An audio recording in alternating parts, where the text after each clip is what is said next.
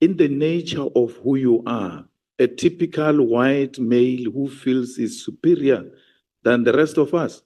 Because after you left here, you went to media houses and said you'll only come back here if we stop calling you a sellout, a thug, a spy, and all manner of things. And that was after you left, where you had an opportunity to self-reflect. You didn't do that. And I don't blame you.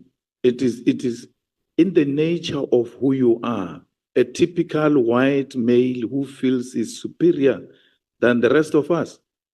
And you displayed it here the same way you displayed it every day, the same way your subjects and targets for investigations in their majority were black males in the senior positions, because we have no regard for black people. And you looked at us here and said, no, none of these people is going to tell me anything. And that's what makes the allegations that we wanted to overthrow the state more legitimate.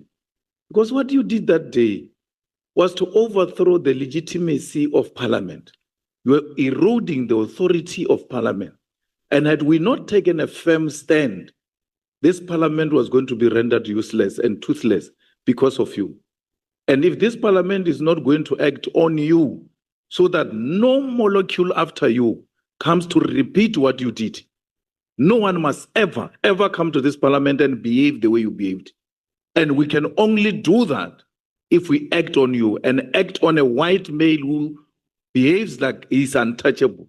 Then everybody else will know that that Parliament will bite you if you go there and undermine it. And with those few remarks, Chair,